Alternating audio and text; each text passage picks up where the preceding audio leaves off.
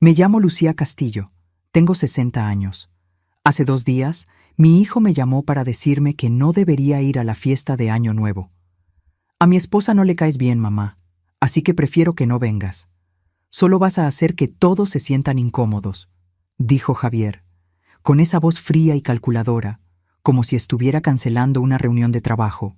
Así que pasé la noche del 31 de diciembre sola en mi departamento viendo el sorteo magno de fin de año por la televisión mientras mi familia brindaba con champaña en su casa de 400 metros cuadrados, sin mí. Exactamente a las 8:15 p.m., cuando anunciaron los números ganadores, mi corazón se detuvo. Miré el boleto en mis manos temblorosas, los 6 números, todos, $40 millones. Mi teléfono sonó a las 8:17 p.m. Era Javier.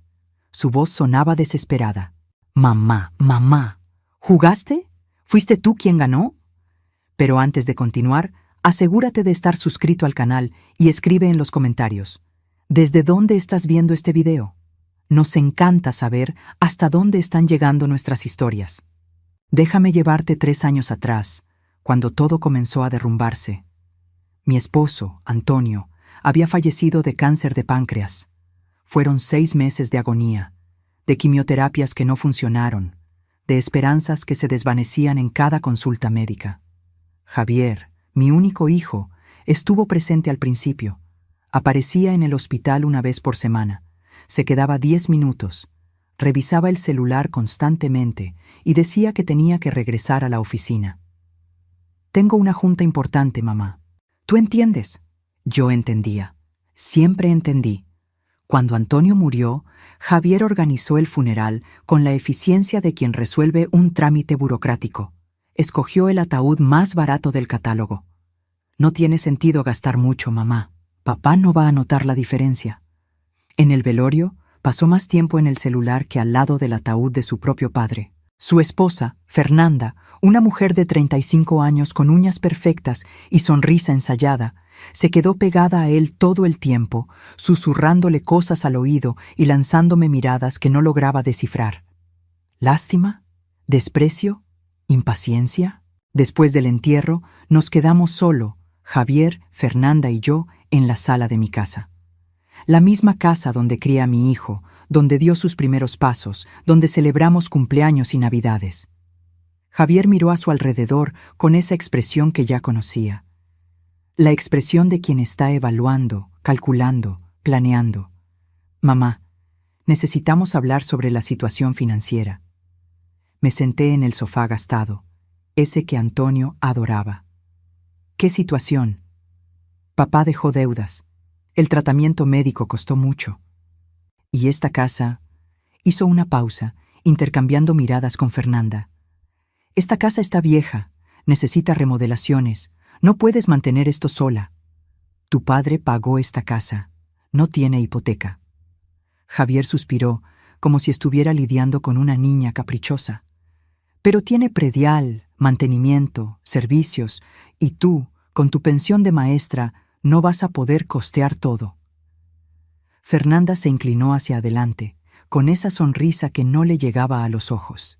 «Doña Lucía, solo queremos lo mejor para usted. ¿Por qué no vende esta casa y se muda a un departamento más pequeño? Algo más práctico, más fácil de cuidar». «Me gusta mi casa. Pero mamá, sé realista. Tienes 57 años. ¿Te vas a quedar sola en esta casa enorme? ¿Y si pasa algo? ¿Y si te caes, te sientes mal?» Su voz tenía esa impaciencia mal disimulada. «Javier, todavía estoy sana. Trabajo, hago mis cosas».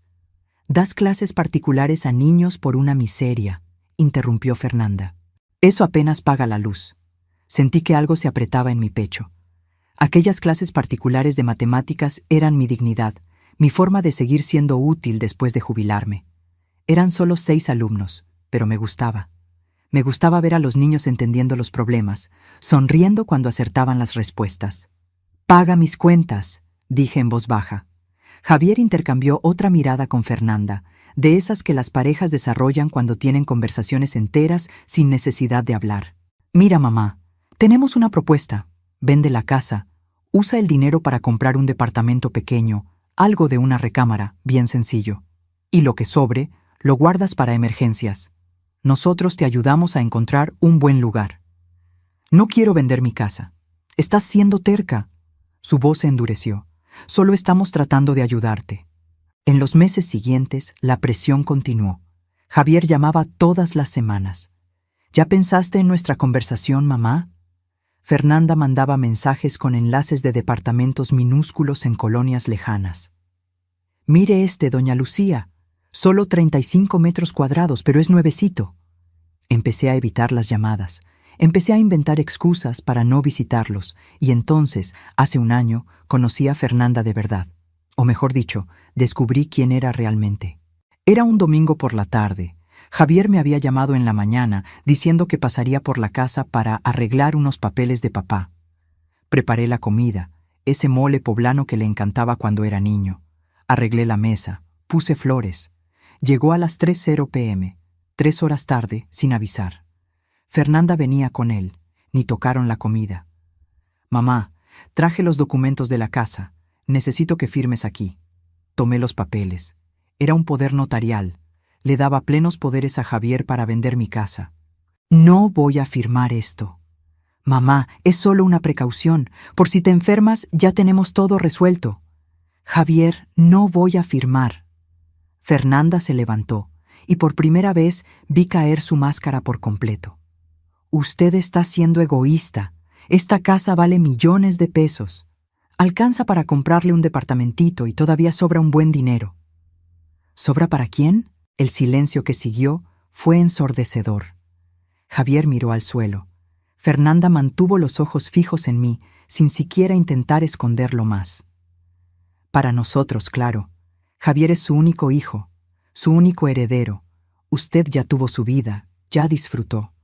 Ahora es nuestro turno. Tenemos planes, queremos viajar, queremos invertir, pero todo está atorado en esta casa vieja que usted insiste en mantener. Sentí que algo se rompía dentro de mí.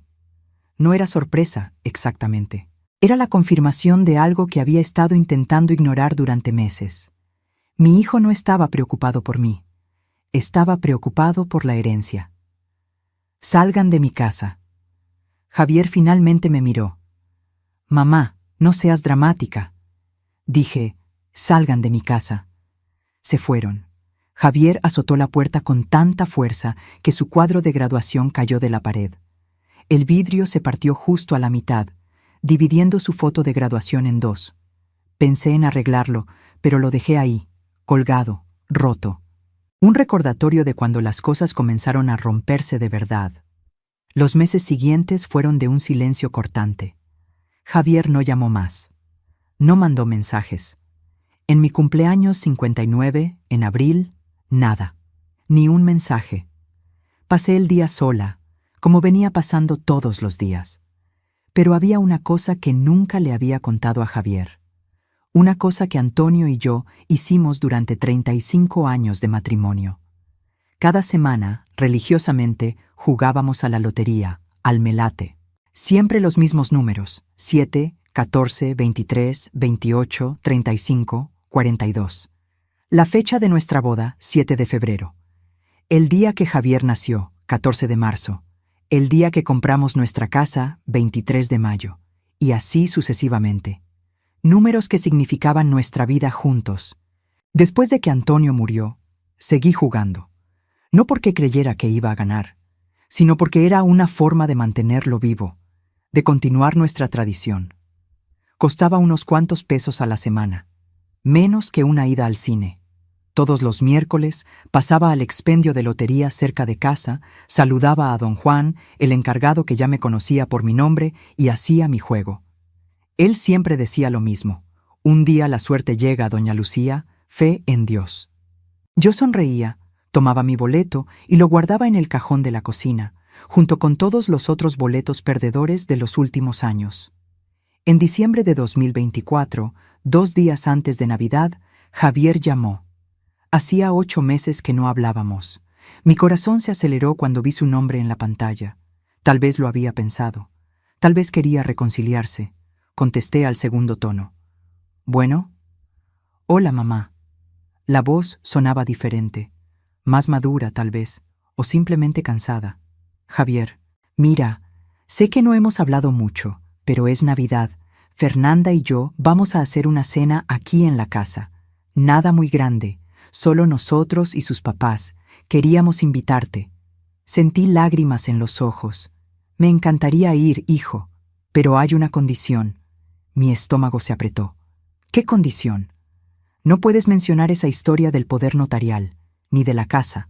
Fernanda todavía se molesta cuando se habla de eso, así que vamos a tener una noche agradable, ¿sí? Sin temas incómodos. Tragué saliva. Mi hijo me estaba invitando a la cena de Navidad con la condición de que fingiera que no había pasado nada, que sonriera y pusiera buena cara mientras la mujer que llamó a mi vida Casa Vieja servía el pavo y los romeritos. No sé si pueda hacer eso, Javier. Entonces, no vengas. La frialdad en su voz me cortó como una navaja. Es así de simple, mamá. O vienes y todos tenemos una Navidad agradable, o te quedas ahí sola haciendo drama. Tu elección. Me quedé en silencio, sosteniendo el teléfono con tanta fuerza que mis dedos se pusieron blancos. ¿Mamá? ¿Sigues ahí? Estoy. ¿Y entonces? ¿Vienes o no? Pensé en todas las Navidades que pasé preparando la cena para él, en todas las veces que me levanté a las 5 de la mañana para hacer buñuelos porque le encantaban, en todos los regalos que compré, muchas veces sacrificando cosas que yo quería para darle lo que él pedía. No voy, Javier, pero gracias por la invitación. Él soltó una risa corta, sin humor. Típico, siempre has sido dramática. Está bien, mamá. Pasa la Navidad sola entonces. Feliz Navidad. Colgó. Me quedé sentada en la cocina, con el teléfono en la mano, mirando la mesa vacía. Pasé la Navidad sola, como él había previsto. Hice unos buñuelos, solo para mí. Vi películas viejas en la televisión. A la medianoche, cuando los cohetes explotaron afuera, brindé sola con un vaso de jugo de uva. Feliz Navidad, Antonio, susurré al vacío. Haces falta. 2 días después, el 27 de diciembre, Javier llamó de nuevo. Esta vez no hubo ni un hola. Mamá, solo para avisar. Año Nuevo va a ser aquí en la casa también. Pero... Dudó, y escuché voces de fondo. La voz de Fernanda, aguda, insistente. ¿Pero qué, Javier? Fernanda no quiere que vengas. Ella cree que va a ser raro. Así que es mejor que no aparezcas. Solo vas a hacer que todos se sientan incómodos. Esta vez no sentí tristeza. Sentí coraje. Un coraje frío y claro que subió desde mi estómago hasta mi garganta. Entiendo. ¿Entiendes? Parecía sorprendido. Sí, entiendo perfectamente. Gracias por avisarme. Mamá, no te pongas así. ¿Cómo, Javier? ¿Cómo quieres que me ponga cuando mi propio hijo me dice que mi presencia incomoda a la gente? No fue eso lo que quise decir. Fue exactamente eso lo que dijiste. Pero está bien. Tengan un feliz año nuevo. Tú, Fernanda y toda su familia que no me soporta. Colgué antes de que pudiera responder. Me senté en la cama, con las manos temblando, y lloré. No ese llanto fuerte y dramático, sino un llanto silencioso, de quien está procesando un dolor que ya no sorprende más. Solo confirma lo que una ya sabía. Mi hijo no me amaba, o si me amaba, era un amor condicionado a mi obediencia, a mi sumisión, a mi voluntad de desaparecer cuando fuera conveniente. La mañana del 30 de diciembre desperté con una determinación extraña. No iba a pasar el año nuevo llorando. No les iba a dar esa satisfacción. Arreglé el departamento, limpié todo, puse flores frescas en la sala, fui al mercado y compré ingredientes para hacer una cena pequeña, solo para mí. Salmón, arroz, una ensalada. Una copa de vino blanco que nunca tomaba, pero que parecía apropiado para la ocasión. Y de regreso del mercado pasé al expendio de lotería. «Doña Lucía». Don Juan sonrió cuando me vio. «Hoy es el último día para apostar en el sorteo magno de fin de año. ¿Va a jugar la señora?» «Sí voy, don Juan, los mismos números de siempre». Él digitó los números que ya se sabía de memoria y me entregó el boleto. $40 millones acumulados este año. ¿Se imagina si gana? Me reí. Sería un milagro. Los milagros pasan, doña Lucía, especialmente cuando menos esperamos.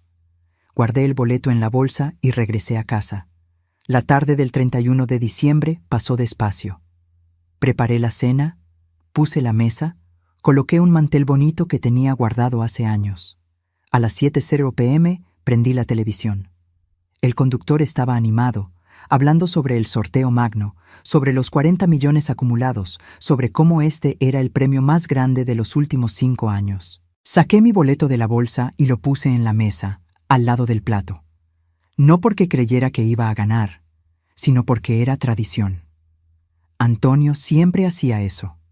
Ponía el boleto en la mesa durante la cena, como si estuviera invitando a la suerte a cenar con nosotros. A las 8:00 p.m. comencé a comer sola. El salmón estaba bueno, el vino estaba mejor. Pensé en Javier, en Fernanda, en toda su familia reunida en aquella casa enorme, riendo, brindando, sin siquiera pensar en mí. Pensé en todos los años que pasé cuidando, amando, sacrificando. Y pensé en cómo, al final, no había hecho ninguna diferencia. A las 8:15 p.m. comenzó el sorteo. El conductor giró la esfera transparente llena de bolitas numeradas. Y el primer número del sorteo magno es 7. Miré mi boleto. 7, el día de mi boda. Coincidencia, murmuré. El segundo número, 14. Mi corazón comenzó a latir más rápido. 14, el día que Javier nació. El tercer número, 23. 23, el día que compramos la casa. Mi mano comenzó a temblar. Tomé el boleto de la mesa. El cuarto número, 28. Me levanté de la silla. Mi respiración estaba acelerada. El quinto número, 35. Mis ojos estaban fijos en la pantalla. 5 números, 5 de 6. Y el último número del sorteo magno, que va a hacer a alguien muy feliz hoy. 42. Miré el boleto. Miré la tele. Miré de nuevo el boleto. 7, 14, 23, 28, 35, 42. Todos los números. Mi vista se nubló. Me senté nuevamente, con las piernas débiles. No puede ser, no puede ser. Tomé el boleto con las manos temblando tanto que casi lo dejo caer. Leí los números de nuevo, y una vez más. Todos estaban ahí, exactamente como habían sido sorteados. En la tele, el conductor estaba eufórico. Alguien acaba de ganar $40 millones. Imagínense el cambio de vida que va a tener esa persona, de una hora para otra millonaria. Mi teléfono sonó. El sonido me hizo saltar. Miré la pantalla. Javier, contesté sin pensar. Mamá, mamá. Su voz estaba desesperada, jadeante. ¿Jugaste? Aquellos números que tú y papá siempre jugaban, ¿jugaste? Mi corazón latía tan fuerte que podía escucharlo en mis oídos. ¿Cómo sabes de los números? Me acuerdo, mamá. Yo era niño, pero me acuerdo de ustedes dos sentados en la cocina, escogiendo los números, diciendo que eran fechas especiales. ¿Jugaste? Miré el boleto en mi mano. Miré la tele, donde los números todavía brillaban en la pantalla. ¿Por qué quieres saber, Javier? Porque esos fueron los números ganadores. Todos. Si jugaste, ganaste. 40 millones. Escuché voces de fondo. Fernanda gritando. ¿Ganó? ¿Ganó? Pensé en todo. En todas las veces que me sentí pequeña, invisible, desechable. En todas las veces que Javier eligió a Fernanda en lugar de a mí. En todas las veces que me dijeron que yo era un estorbo, una incomodidad, un problema. «Mamá, ¿estás ahí? Contesta». Respiré hondo. No jugué, Javier. Se me olvidó. Silencio total del otro lado. ¿Cómo que se te olvidó? Tú siempre juegas. Este año no. Estaba demasiado ocupada. Escuché a Fernanda gritando al fondo. «No puedo creerlo. Se le olvidó. ¡Estúpida!». Javier regresó al teléfono y su voz tenía esa impaciencia que yo conocía tan bien. «Mamá, ¿estás segura? Busca bien. Revisa en la bolsa, en el cajón, en cualquier lugar. Por favor». «Javier, estoy segura. No jugué». «Pero mamá, Son 40 millones, 40 millones de dólares. ¿Cómo pudiste olvidar? Pasa. Perdón por decepcionarte de nuevo. Colgué. Mi mano todavía temblaba sosteniendo el boleto ganador. Le había mentido a mi hijo por primera vez en la vida, y la sensación no era de culpa, era de poder. Llamé a don Juan, del expendio de lotería, contestó al tercer tono. Bueno, don Juan, habla doña Lucía. Perdón por llamar tan tarde. ¡Ah, doña Lucía! ¡Qué sorpresa! ¡Feliz Año Nuevo! ¿Ya vio los cohetes? Todavía no. Don Juan, necesito preguntarle una cosa. Si alguien gana el sorteo magno, ¿cuánto tiempo tiene para cobrar el premio? Hubo una pausa. 90 días naturales. ¿Por qué? ¿A poco usted? ¿Y puede cobrar sola? ¿O necesita llevar a alguien? Puede ir sola, sí. Solo necesita el boleto original y una identificación. Doña Lucía, ¿usted ganó? Miré el boleto en mi mano. Los números seguían ahí, tan reales como el latido acelerado de mi corazón. Gané, don Juan, los 6 números. Escuché un ruido, como si hubiera tirado algo. ¡Santo Dios! Doña Lucía, ¿habla en serio? Completamente. ¿Y ya le contó a alguien? Pensé en Javier, en Fernanda, en toda esa familia que me consideró demasiado incómoda para una fiesta de Año Nuevo. No, solo a usted. Y necesito que esto quede entre nosotros por ahora. No se preocupe, doña Lucía, mis labios están sellados, pero ¿puedo darle un consejo? Claro, busque un abogado antes de hacer cualquier cosa. Un buen abogado. Porque cuando esta noticia se sepa, y se va a saber, todo el mundo va a aparecer. Familia, amigos que usted ni sabía que tenía, gente ofreciendo inversiones milagrosas. Usted va a necesitar protección. Anoté mentalmente. Gracias, don Juan. Usted es un ángel. Usted es la bendecida, doña Lucía. Bendecida de verdad. Felicidades. Colgué y me quedé mirando el teléfono. Mi hijo había llamado no para pedir perdón, no para decir que me extrañaba, sino para saber si yo había ganado 40 millones de dólares. La verdad dolía menos de lo que debería. Tal vez porque, en el fondo, yo ya lo sabía. Guardé el boleto dentro de un libro viejo, una enciclopedia que Antonio adoraba. Puse el libro en el fondo del estante, entre otros volúmenes empolvados. Nadie buscaría ahí. Después, me senté en el sofá y prendí la tele de nuevo. Los fuegos artificiales en el zócalo de la Ciudad de México estaban explotando en la pantalla. Miles de personas brincando, gritando, celebrando. Yo estaba sola en mi pequeño departamento, con una cena fría en la mesa y un secreto de 40 millones guardado entre las páginas de una enciclopedia. Pero por primera vez en años no me sentí sola. Me sentí poderosa. El 1 de enero desperté con 20 llamadas perdidas. Todas de Javier. 3 mensajes de texto. Mamá, márcame. En serio, necesito hablar contigo. Fernanda quiere pedirte una disculpa. La última me hizo reír en voz alta. Fernanda quería pedir disculpas. Claro que quería. Ella creía que yo tenía 40 millones de dólares. No respondí. Hice café, me senté en el balcón y observé la ciudad despertando despacio. La Ciudad de México. El primer día del año siempre tenía esa atmósfera extraña, como si la ciudad entera tuviera resaca, recuperándose de los excesos de la noche anterior. Mi teléfono sonó de nuevo. Esta vez contesté. ¿Bueno? ¡Mamá! ¡Finalmente! Pensé que había pasado algo. Estoy bien, Javier.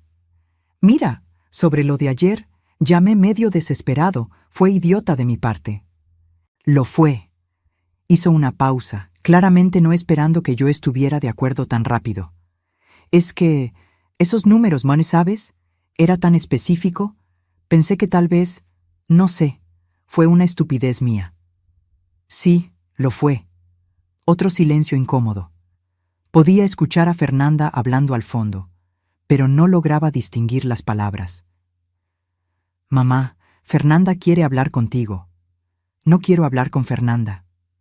Pero ella quiere Javier, voy a ser muy clara. No quiero hablar con tu esposa. No quiero hablar contigo tampoco, de hecho. Necesito un tiempo. ¿Un tiempo? ¿De qué? De todo. de ser tratada como un estorbo, de ser desinvitada de fiestas familiares, de ser recordada solo cuando es conveniente. Escuché su voz cambiar, poniéndose más tensa. Mamá, estás exagerando. No estoy. Tú me dijiste, con todas las letras, que yo incomodaba a la gente, que era mejor que no fuera a la fiesta de Año Nuevo. Entonces estoy haciendo lo que pediste. Me estoy manteniendo lejos para no incomodar a nadie. No quise decirlo así. Sí quisiste. Y está bien. Pero ahora necesito que respetes mi decisión de tomarme un tiempo lejos de ustedes. ¿Cuánto tiempo? Miré por la ventana hacia el cielo azul de enero. No sé. Tal vez para siempre. Ya veremos. Colgué antes de que pudiera responder. Mis manos ya no temblaban. Mi corazón latía tranquilo, firme. Por primera vez en años, yo estaba poniendo límites, y por primera vez en la vida tenía los recursos para mantenerlos. Pasé la primera semana de enero investigando. Sentada en mi computadora vieja, con el internet lento, leí todo lo que pude sobre qué hacer cuando se gana la lotería. Los consejos eran consistentes. No se lo cuentes a nadie. Contrata a un abogado especializado en fortunas repentinas. Planea antes de gastar. Evita decisiones impulsivas. Leí historias de ganadores que perdieron todo en pocos años. Gente que fue acosada por familiares, que hizo malas inversiones, que se ahogó en deudas aún con millones en el banco. Yo no iba a ser una de ellas. El 8 de enero, fui a un despacho de abogados en Paseo de la Reforma. El licenciado Roberto Mendoza era especialista en planeación patrimonial y tenía excelentes reseñas en línea. Su oficina estaba en el piso 15 de un edificio corporativo, todo decorado con madera oscura y cuadros abstractos. Señora Lucía, me saludó con un apretón de manos firme. Por teléfono mencionó que necesitaba asesoría para una situación delicada. ¿Cómo puedo ayudarle? Me senté en el sillón de piel y respiré hondo. Gané el sorteo magno. $40 millones. Todavía no cobro el premio, y necesito orientación sobre cómo hacerlo de la forma más segura posible. Sus ojos se abrieron ligeramente, pero se recompuso rápido. Profesional hasta el fin. Entiendo. Primera cosa, ¿le contó a alguien? Solo al encargado de la lotería y a usted. Excelente, vamos a mantenerlo así. Segunda cosa, ¿tiene familia? Pensé en Javier, en Fernanda, en todas esas llamadas no contestadas de las últimas semanas. Tengo un hijo, pero él no sabe. Va a tener que saber eventualmente, pero podemos estructurar las cosas de forma que usted mantenga el control total sobre sus recursos. Pasamos 3 horas conversando. El licenciado Roberto me explicó todo. Cómo cobrar el premio de forma anónima, cómo proteger mi identidad, cómo crear una empresa para administrar el dinero, cómo invertir de forma conservadora para que los recursos duraran. Le expliqué mi situación con Javier, la presión para vender la casa, la forma en que fui tratada, las fiestas de las que fui excluida. Él escuchó todo sin interrumpir, haciendo anotaciones en una libreta de piel. Señora Lucía, ¿puedo hablarle con franqueza? Por favor. Cuando alguien gana una cantidad así, especialmente alguien en su situación, las dinámicas familiares cambian drásticamente. Personas que no daban atención de repente aparecen. Personas que eran cercanas pueden volverse distantes por envidia o resentimiento. Usted necesita estar preparada para eso. Ya estoy viviendo eso.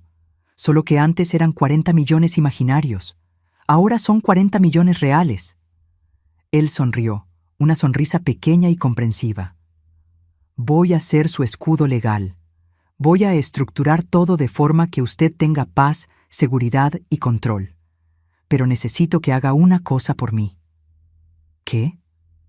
Piense bien sobre lo que quiere hacer con ese dinero. No solo inversiones y seguridad, sino que, de verdad, la va a hacer feliz.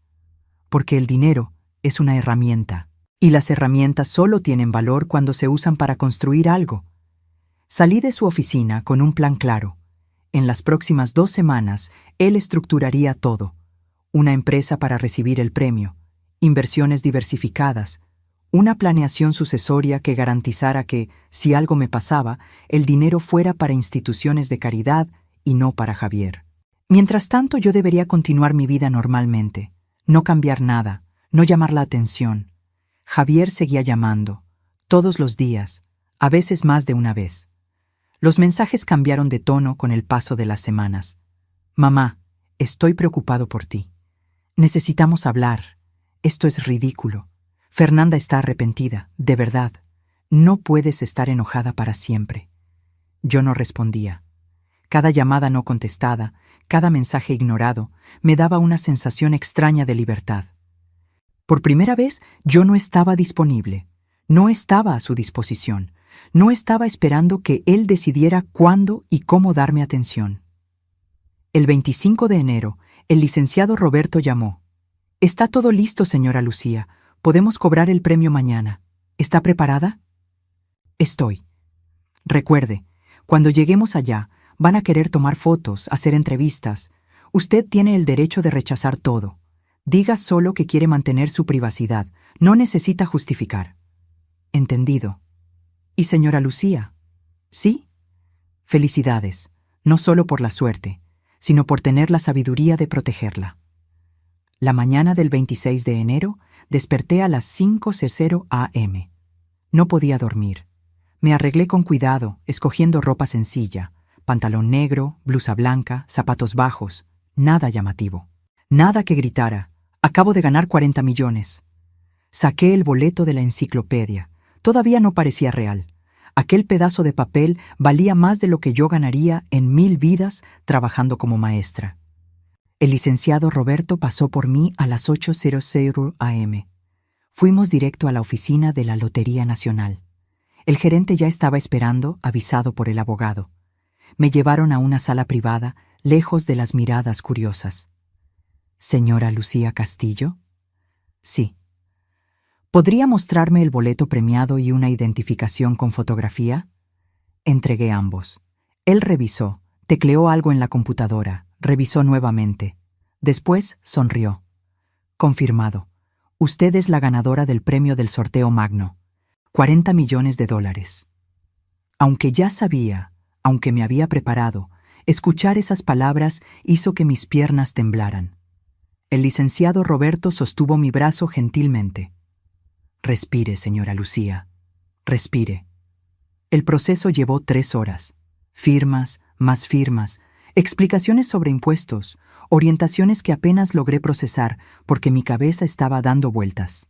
Cuando salí de ahí, era oficialmente millonaria.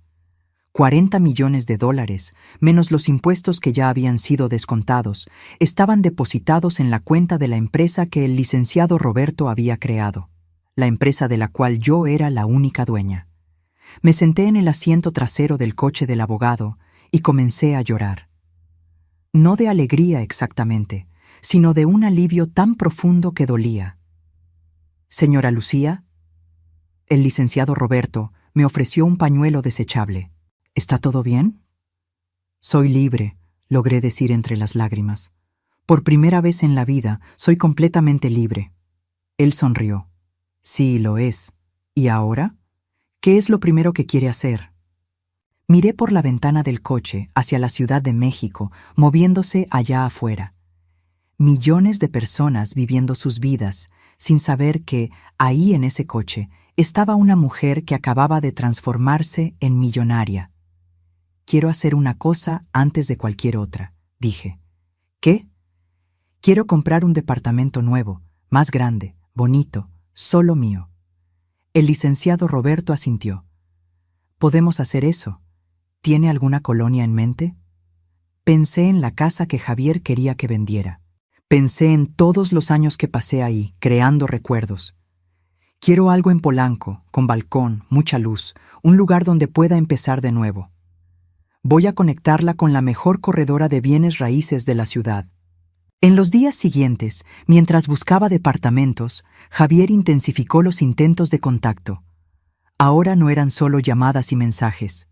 Apareció en mi puerta. Tocó el timbre una tarde de sábado. Miré por la mirilla y ahí estaba él, de traje, con esa expresión preocupada que yo conocía tan bien. La expresión que usaba cuando quería algo. No abrí. «Mamá, sé que estás ahí. Tu coche está en la cochera. Por favor, abre la puerta. Permanecí en silencio, del otro lado. Mamá, esto ya pasó los límites.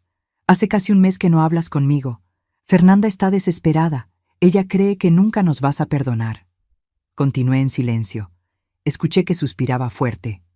Mira, sé que me equivoqué. Sé que fui un pésimo hijo. Pero somos familia. No puedes simplemente excluirme de tu vida así. Apoyé la frente en la puerta, escuchando. Parte de mí, esa parte que pasó 60 años siendo madre, quería abrir. Quería abrazarlo, perdonarlo, fingir que todo estaba bien. Pero la parte nueva de mí, la parte que estaba aprendiendo a valorarse, permaneció firme. Mamá, por lo menos dime que estás bien. Solo eso. Abre la puerta un minutito, deja que vea que estás bien y me voy. Prometo.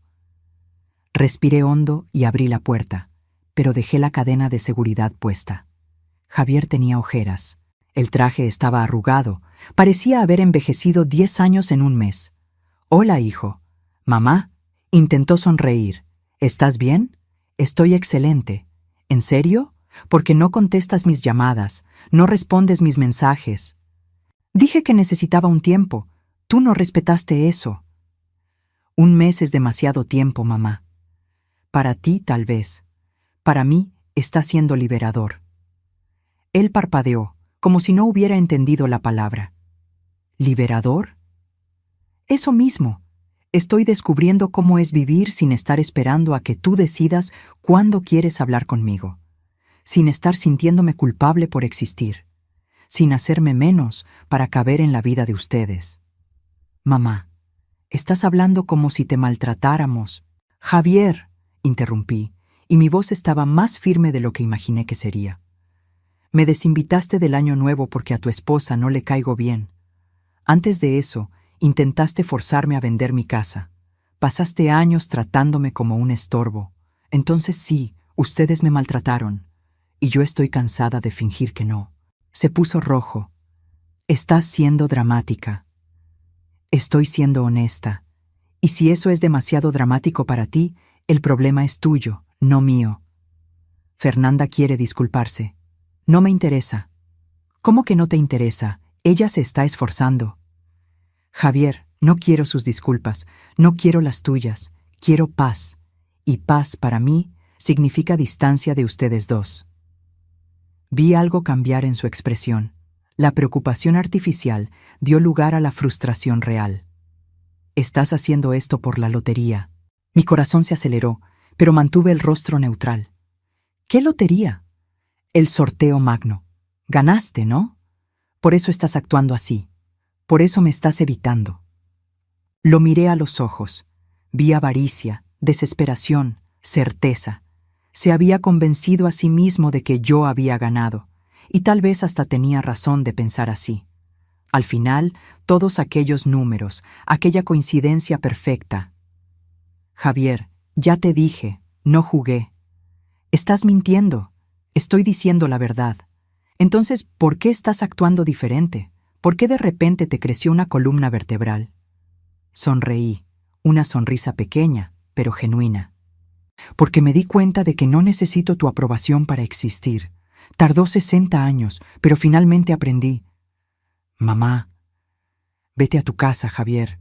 Regresa con tu esposa, disfruta tu vida y déjame disfrutar la mía. Cerré la puerta. Escuché que golpeó un par de veces más, llamando mi nombre, pero no abrí de nuevo.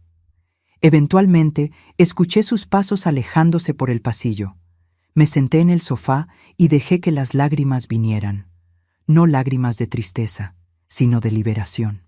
Cortar el cordón umbilical a los 60 años dolía, pero era necesario. 3 días después, compré el departamento. 350 metros cuadrados en Polanco. 3 recámaras, 4 baños, balcón con vista al parque. Pagué de contado. La corredora casi se cae de la silla cuando hice la transferencia. Señora Lucía, ¿está segura? Es mucho dinero. Estoy completamente segura. El departamento estaba vacío, necesitaba remodelación completa. Contraté a una diseñadora de interiores, una mujer joven y creativa llamada Julieta. ¿Qué es lo que busca?, preguntó en nuestra primera reunión. Quiero que sea ligero, lleno de luz, con colores claros. Quiero que cuando despierte en la mañana y abra los ojos, sienta que estoy empezando de nuevo. Ella sonrió. Voy a hacer el mejor trabajo de mi vida. Mientras remodelaban el departamento, seguí viviendo en mi lugar antiguo. Pero ahora, todo era diferente. Yo sabía que tenía una salida. Sabía que, en algunos meses, tendría una casa hermosa, pagada, completamente mía. Javier intentó un par de veces más. Apareció en la puerta. Mandó mensajes. Hasta Fernanda mandó un mensaje, por primera vez en años. Doña Lucía, sé que no nos llevamos bien, pero Javier está sufriendo mucho. Él la ama. Por favor, denos una oportunidad para conversar. No respondí. Bloqueé su número. Bloqueé el número de él también. Fue el licenciado Roberto quien lo sugirió. Señora Lucía, mientras usted no esté lista para lidiar con ellos, es mejor mantener la distancia. Sin culpa, usted tiene el derecho de protegerse. En marzo me mudé al departamento nuevo. Julieta había hecho un trabajo increíble. Todo era exactamente como yo había imaginado. Paredes blancas, muebles claros, plantas por todas partes. Un librero enorme lleno de libros nuevos. Una cocina moderna donde finalmente podía cocinar sin que las puertas de las alacenas se cayeran. Y mi balcón favorito, con 2 sillones cómodos, una mesita y aquella vista del parque. Me senté ahí la primera noche, con una taza de té, y lloré de felicidad. Antonio, susurré al viento, lo logramos, realmente lo logramos.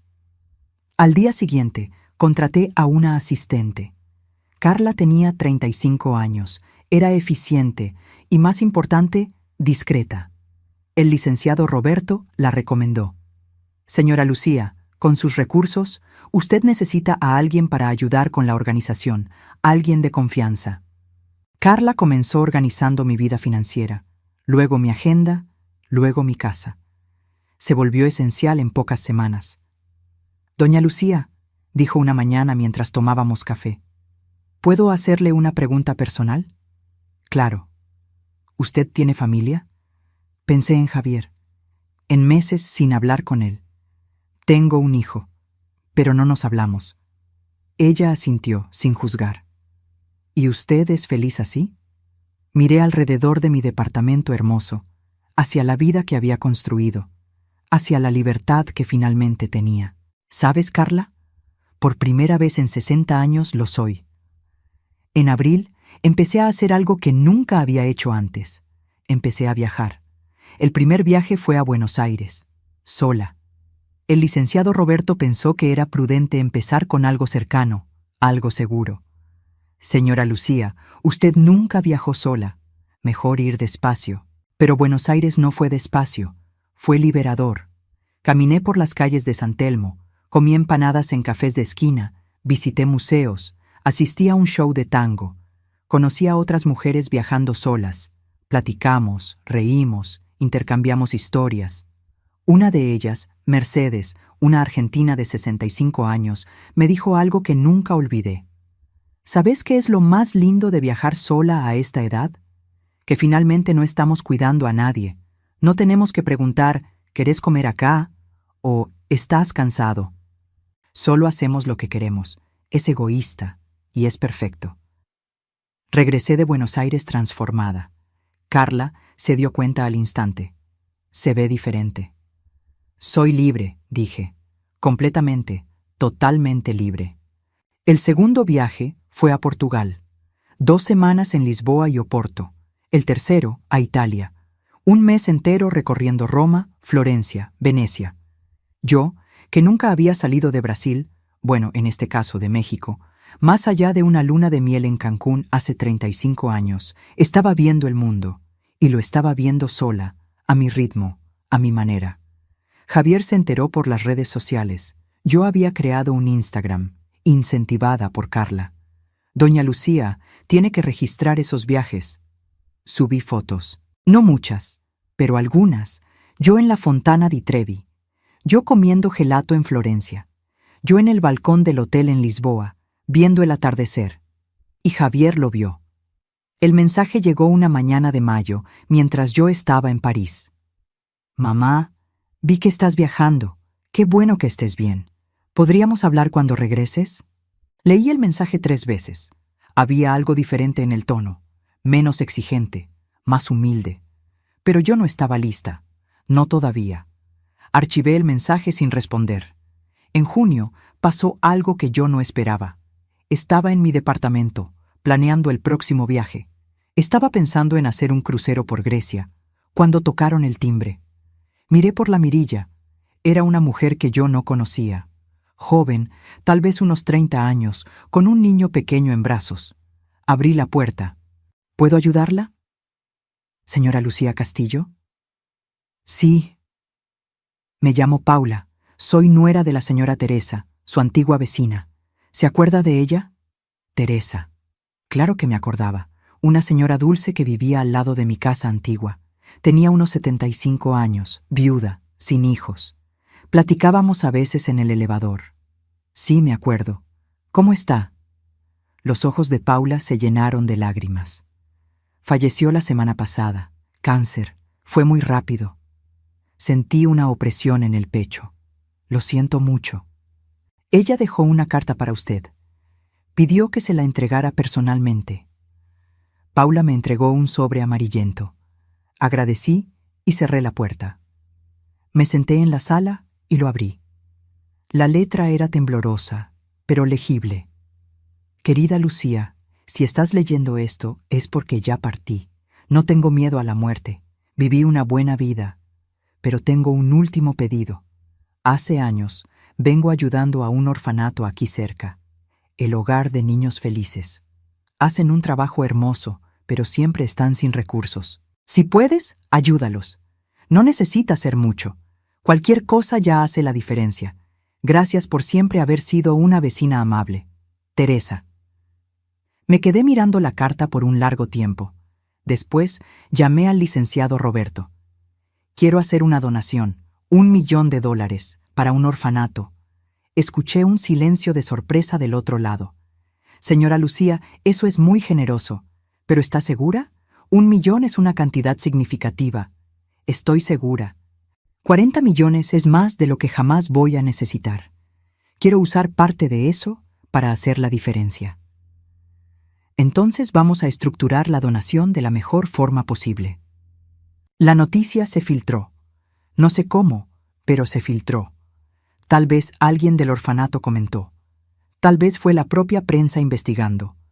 Pero 3 semanas después de la donación, recibí una llamada de un periódico. Señora Lucía Castillo, hablamos de la redacción de El Universal. Nos gustaría hacer una nota sobre su donación al Hogar de Niños Felices.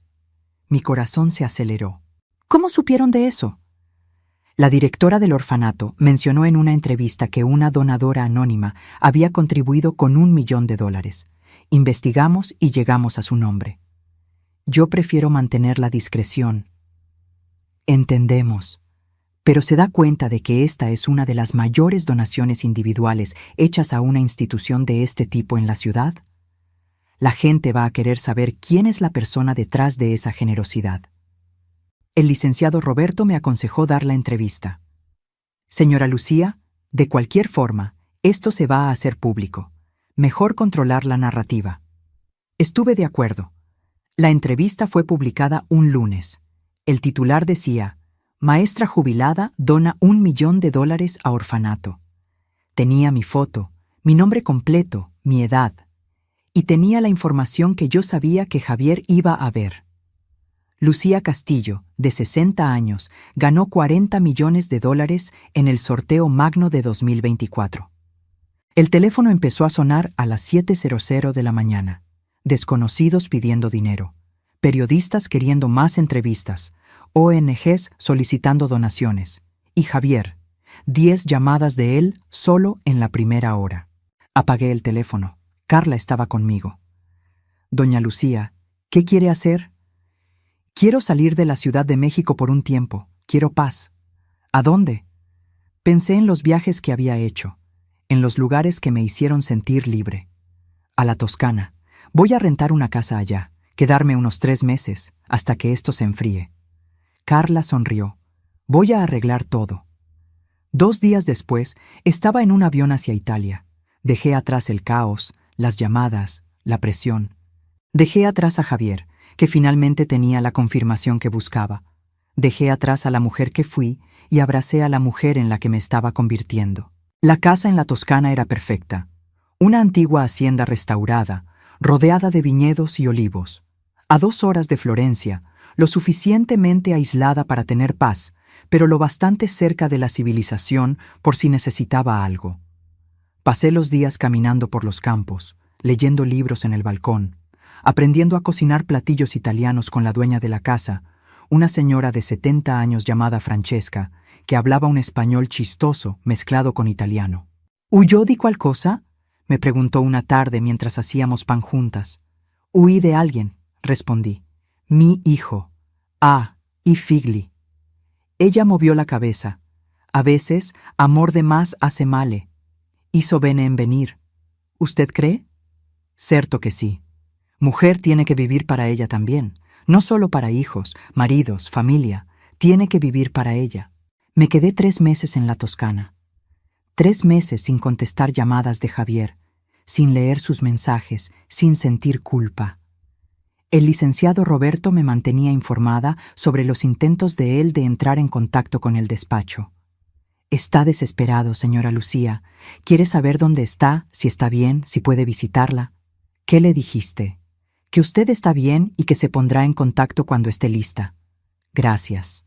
Cuando regresé a México, en septiembre, estaba diferente. Bronceada, más delgada, con el cabello más largo y algunas canas que decidí dejar de teñir. Carla pasó por mí al aeropuerto. Vaya, doña Lucía, se ve hermosa. Estoy en paz, respondí. Es diferente.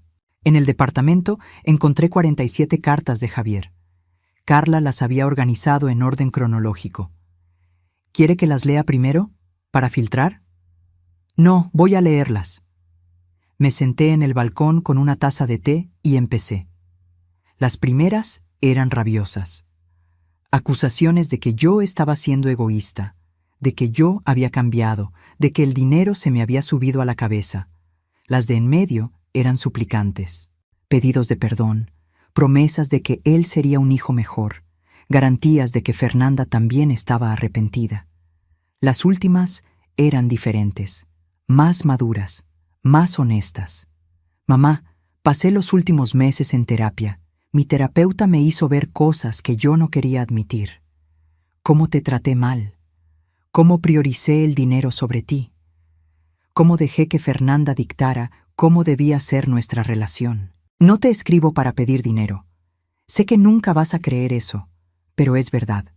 Te escribo para decir que lo siento mucho, de verdad, y que, si algún día quieres darme una oportunidad de ser el hijo que te mereces, voy a estar aquí, esperando. Javier. Leí esa carta 3 veces. Había algo diferente. No se sentía como manipulación, se sentía como honestidad. Pero todavía no estaba lista. Respondí solo una carta corta, escrita a mano. Javier, recibí tus cartas. Gracias por la honestidad. Pero todavía no estoy lista para encontrarnos. Cuando lo esté, te aviso. Sigue cuidándote. Mamá. La envié por correo. 3 días después recibí la respuesta. Mamá, gracias por responder. Voy a esperar el tiempo que sea necesario. Te amo. Guardé la carta en un cajón. Tal vez un día, pero no ahora. En octubre hice otra donación. 2 millones para un proyecto de alfabetización de adultos. Después, 1,5 millones para una ONG que ayudaba a mujeres víctimas de violencia doméstica. El licenciado Roberto estaba impresionado. Señora Lucía, usted está usando su dinero para hacer una diferencia real. Para eso sirve el dinero, ¿no? Para hacer la vida de alguien mejor. Pasé 60 años creyendo que hacer la vida de los otros mejor significaba anularme. Ahora sé que puedo hacer los dos. Empecé a recibir invitaciones para dar conferencias en universidades sobre filantropía. para participar en paneles sobre mujeres e independencia financiera, para ser homenajeada en eventos benéficos. Acepté algunos, rechacé otros. Aprendí a decir no sin culpa. En noviembre, en una conferencia en la UNAM, una estudiante levantó la mano. «Señora Lucía, ¿usted tiene hijos?» Sentí todos los ojos en la sala volverse hacia mí. «Tengo un hijo». «¿Son cercanos?» Pensé en Javier, en las cartas que todavía llegaban una vez al mes, en los intentos de él de reconectar, en la distancia que yo todavía mantenía. Estamos aprendiendo a relacionarnos de una forma nueva, más sana. ¿Cómo así? Durante mucho tiempo, nuestra relación se basaba en yo anularme para que él fuera feliz.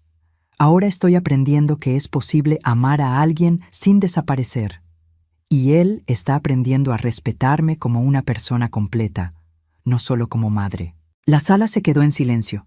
Después, aplausos. A finales de noviembre, Javier pidió vernos. El mensaje llegó vía correo electrónico. «Mamá, sé que dijiste que ibas a esperar a estar lista, pero ya viene Navidad, y me gustaría mucho pasarla contigo, no en mi casa, en la tuya si prefieres, o en un restaurante neutral, solo tú y yo, sin Fernanda, sin presión, solo una plática». Leí el correo 3 veces. El licenciado Roberto estaba sentado frente a mí. Teníamos una reunión mensual para revisar mis inversiones. ¿Qué opina? No sé, tengo miedo de que sea manipulación de nuevo. Puede ser, o puede ser que él realmente haya cambiado. Usted solo va a saber si le da una oportunidad.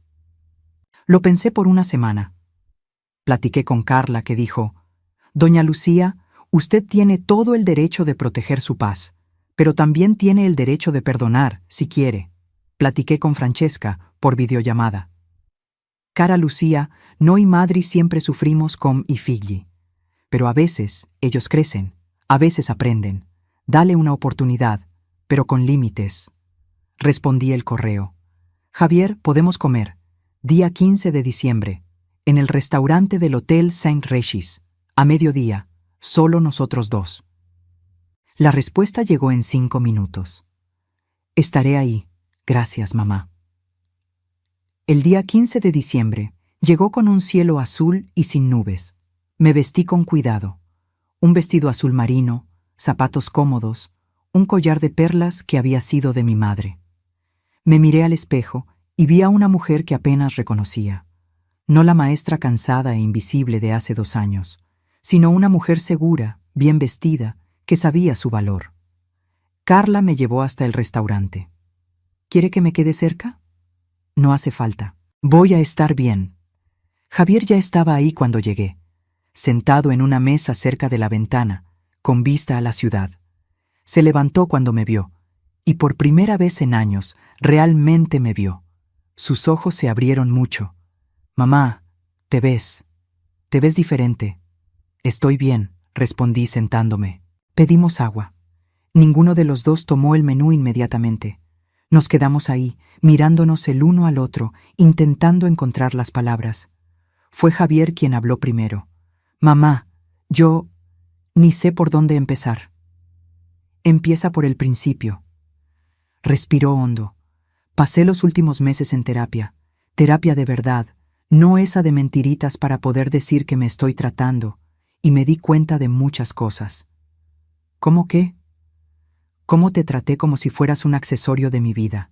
¿Cómo dejé que Fernanda dictara nuestra relación? ¿Cómo solo te buscaba cuando necesitaba algo? Lo miré. Sus ojos estaban rojos. Estaba realmente emocionado. ¿Y cómo estabas tan enfocado en la herencia que olvidaste que yo todavía estaba viva? Tragó saliva. Sí, eso también. Mamá, cuando vi que habías ganado la lotería, mi primer pensamiento no fue «qué bueno por ella».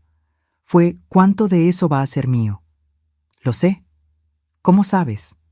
Porque fue exactamente el tono de tu voz cuando llamaste a las 8:17 del día 1 de enero. Cerró los ojos. Dios, soy horrible. Eras egoísta. No sé si todavía lo eres. Estoy tratando de no serlo. El joven mesero vino. Pedimos 2 platillos ligeros. Ninguno de los dos tenía mucha hambre. Cuando se fue, Javier continuó. Fernanda y yo estamos en crisis. Terapia de pareja también. Ella no entiende por qué estoy tan afectado por nuestra pelea. Dice que tú escogiste el dinero en vez de a la familia. Yo me escogí a mí misma, corregí. Por primera vez en la vida me escogí a mí. Asintió lentamente. Entiendo eso ahora. En la época pensé que estabas siendo egoísta, pero solo estabas poniendo límites, y yo nunca te había visto hacer eso. Porque nunca lo hice. ¿Por qué? Pensé en la respuesta. Porque pasé la vida entera creyendo que mi valor estaba en cuidar a los otros, en ser útil, en no incomodar.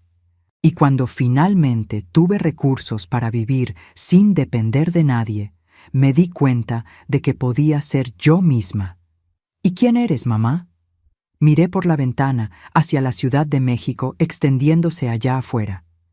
Estoy descubriendo, pero sé que soy alguien que merece respeto, alguien que tiene derecho a su propia vida, alguien que no necesita anularse para ser amada. Llegó la comida. Comimos despacio, platicando sobre cosas superficiales, sobre los viajes que hice, sobre su terapia, sobre el orfanato que ayudé. Fue apenas en el café que hizo la pregunta que sé que tenía atorada desde el inicio. Mamá, ¿puedo preguntar una cosa? Puedes. ¿Tú nunca pensaste en incluirme?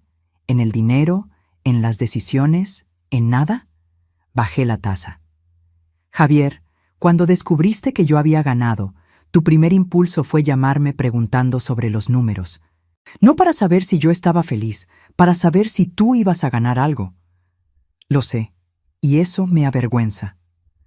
Debería. Pero dime una cosa, si te hubiera incluido en esa época, ¿qué hubieras hecho? Pensó por un largo tiempo. Probablemente hubiera intentado controlar todo. Te hubiera presionado a invertir de la forma que yo creyera correcta. Te hubiera hecho sentir que no eras capaz de administrar sola. Exactamente. Entonces te protegí de ti mismo, y me protegí de ti. ¿Y ahora? Ahora, tal vez, si sigues en la terapia, si sigues mostrando que cambiaste, tal vez podamos construir algo nuevo. Sus ojos se llenaron de lágrimas. Es todo lo que quiero, mamá. Una segunda oportunidad, no al dinero, a ti. Extendí la mano sobre la mesa. Él la sostuvo. No va a ser fácil, dije. Van a haber límites, van a haber cosas que no voy a aceptar, y si vuelves a tratarme como antes, me voy otra vez. Definitivamente esta vez. Entiendo. ¿Y Fernanda? Suspiró. No sé. Estamos intentando. Pero ella tiene mucho trabajo por delante también. Ella te trató muy mal. Trató, y voy a necesitar que ella reconozca eso antes de considerar cualquier relación. Voy a hablar con ella. Nos despedimos afuera del restaurante. Me abrazó y por primera vez en años el abrazo pareció genuino. Gracias por darme esta oportunidad, mamá. No hagas que me arrepienta. No lo haré, prometo. Regresé a casa sintiéndome extraña. No aliviada, exactamente. Pero como si un peso hubiera cambiado de lugar. Todavía estaba ahí, pero distribuido de forma diferente. Carla estaba esperando. ¿Cómo le fue? Fue honesto. ¿Y ahora? Ahora vemos, día a día. Llegó Navidad. Javier me invitó a la cena, pero esta vez de una manera diferente. Mamá, sé que tienes planes, pero si quieres venir, sería muy especial para mí. Solo vamos a ser yo y Fernanda. Y a ella le gustaría hablar contigo. Pero si prefieres no venir, entiendo perfectamente. Lo pensé bastante. Platiqué con el licenciado Roberto, con Carla, conmigo misma. Al final, decidí ir, pero bajo mis términos. Voy, pero voy a llegar a las 8:00 p.m. y salir a las 10:00 p.m., 2 horas. Y si en algún momento me siento incómoda, me voy sin explicaciones. Trato hecho. La cena fue sorprendentemente agradable. Fernanda estaba diferente, más humilde, menos arrogante. Doña Lucía, yo quiero disculparme por la forma en que la traté, por lo que dije. Fue cruel e injusto. Lo fue. Parpadeó, claramente no esperando una concordancia tan directa. Tenía envidia, continuó. Envidia de que Javier la amara tanto. Envidia de que usted fuera importante para él. Y en vez de lidiar con eso, intenté alejarla. Lo lograste por un tiempo, lo sé, y lo siento mucho. De verdad. La miré a los ojos. Vi algo que no había visto antes. Vulnerabilidad. Voy a necesitar tiempo para confiar en ti de nuevo, Fernanda. Mucho tiempo. Lo entiendo, pero estoy dispuesta a intentar. Cenamos, platicamos, hasta nos reímos.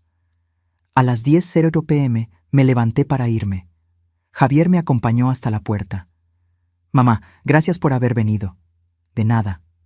¿Año nuevo? ¿Tienes planes? Pensé en el año pasado, en estar sola en el departamento, en ganar 40 millones y escuchar a Javier desesperado en el teléfono. Voy a viajar. Año nuevo en París. ¿Sola? Con Carla. Vamos a ver la Torre Eiffel iluminada. Va a ser lindo. Él sonrió. Una sonrisa genuina. Disfruta, mamá. Te lo mereces. Lo sé.